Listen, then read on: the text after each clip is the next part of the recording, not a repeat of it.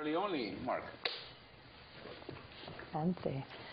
So this time last year, I think it was a few months earlier, I saw you. The show was just starting. Yeah. And you guys were, it was just so new. So a year later, I think you guys won Teen Choice Awards. And I mean, you have so many fans. It's unbelievable. How's it feel? It's crazy. I can't believe it's been, what, a year and a half, almost 2 years since we started the show and since I read the script for the first time. And now it has a huge following. And yeah, we won a People's Choice Award last year and a bunch of Teen Choice Awards. And it's very surreal, but really awesome. But definitely surreal because we're shooting in Georgia and we feel like we're in this bubble. I always say this, we're in a bubble and we live in a bubble, and so it's kind of interesting and cool to see what's going on outside of the bubble. Well, when you get teens and tweens on board, that is where the markets are at right now. I mean, that's it. It's you know, true. You get that demo wrapped in, you got it. Yeah, exactly. So you're a huge tweeter. Yeah, I'm a tweeter, I guess. We were just talking about just the social network aspect of everything, and when you do get a hit show, is that nice for you, or do you connect with the fans a lot? The Social Network, it was a great movie. They won the Golden Globe. Yeah, no, Twitter, yeah, it's very important. I think it's very important to be connected with the viewers and with your fans. And I mean, we wouldn't be here if it wasn't for them. They're the ones who support us, and to hear their voices and be in touch with them really helps out a lot, because you get to know what they like, what they don't like, what bothers them, what impresses them, and it's almost like getting constructive criticism or getting positive feedback every now and then when you need it, and then choosing to ignore the things that you don't want to hear when they say that. I don't know. But Twitter's a really cool medium, and it really gives the fans a chance to get closer to the people that they admire and that they like their work. And so there's a lot of pluses for Twitter and for Facebook and for other things. I don't have Facebook, just setting the record straight, but I have Twitter, so. Let's talk about playing the two characters and how has that been for you? Because they're very different, and you're very different when you play Catherine versus Lena. And talk to me about that and what you do to make it that just cool and different. Well, can you guess which one I'm playing right now? Who I am? Oh, I hope not Catherine. Because I'm interviewing you. So is Elena. Well, it's usually the superficial distinction is the curly hair and the tight clothes and heels for Catherine versus like the Converse and the t-shirt and jeans and the straight hair, kind of laid back feel for Elena physically. And a lot of the time, believe it or not, the hair and makeup and the physical kind of the clothing, all that helps a lot for creating a character and feeling like a different person. And I learned that when I was doing theater and when I was doing scene study years ago when I was training.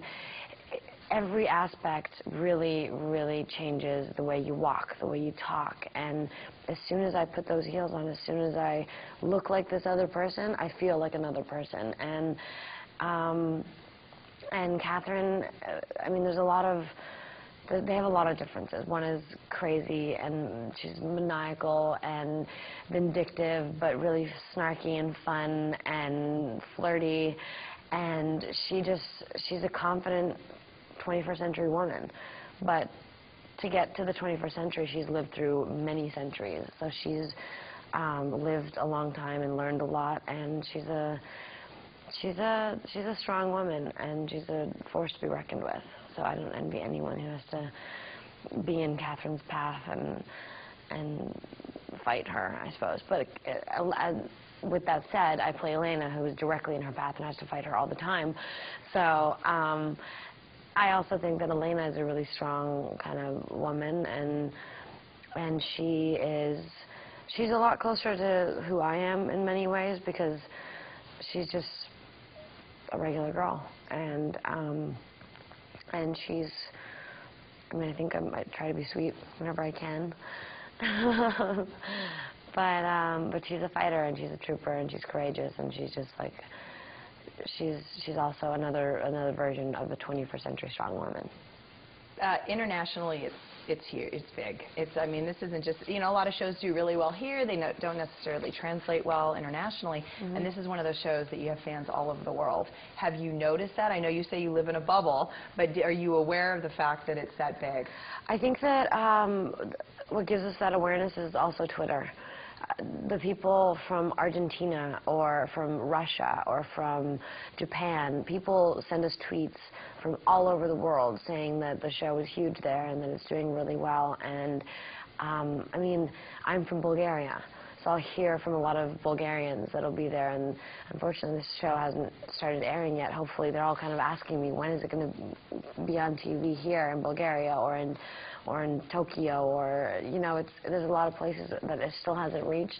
But I think that judging based on the success that it has in the countries that it has been in, it's going to do well everywhere. And it's got the same thing that everyone loves. It's got the vampires, it's got the teens, it's got the angst, it's got the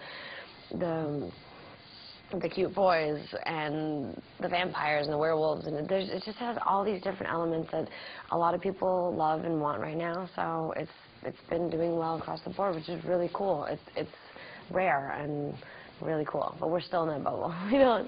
It's definitely something to hear about, but we don't get to, like, when we go to London, for example. We went to London and Monte Carlo last year, and it was just insane. It's just not something that we're used to. It's a good thing. Yeah. It's a good thing, I think.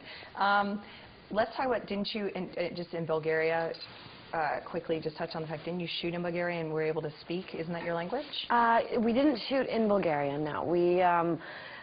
It was shot, the story was in Bulgaria, but we shot it in Georgia.